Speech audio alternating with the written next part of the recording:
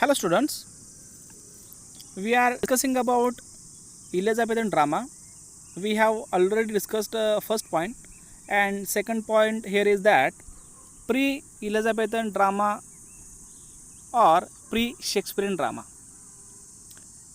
By the close of the transitional period appeared a group of highly gifted writers who turned drama from childish experiment into a serious art. Almost all members of this group were university graduates who studied in the Oxford and Cambridge. Hence, they are called as university wits. John Lilly, George Pillay, Robert Greene, Thomas Lodge, Thomas Nash, Thomas Kidd, and Christopher Marlowe were the university scholars who were the real founders of great Elizabethan drama. They were producers as well as contemporaries of Shakespeare. Their efforts to write dramas really proved great inspiration and guiding force for William Shakespeare, who took drama on the glorious stage. John Lilly is the first university wit, belongs more to the prose than drama. He has used prose as the medium for drama. His plays in euphuistic prose written for the drama. He has used prose the medium for drama. He plays in euphuistic prose written for the entertainment of the court.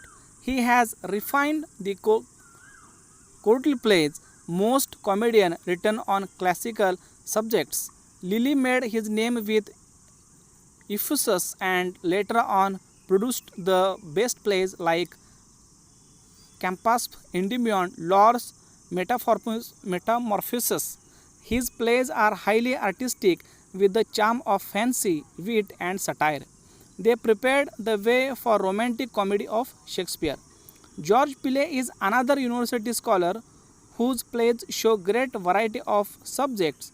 He is not so dramatic, Lilly, but created his identity as the writer of melodious verse. His plays, the arrangement Paris, is classical, while the Old Wives' Tale is romantic one. Robert Greene is another university wit who wrote for popular stage. His plays Friar Bacon and Friar Bungay and James IV are the fine representation of Elizabethan life. In these plays, he has superb sketched charming pictures of pure, self-sacrificing women that anticipate the romantic heroine of Shakespeare. Thomas Lodge and Thomas Nashe were Midocrean dramatists. They wrote poems, pamphlets, and prose fiction.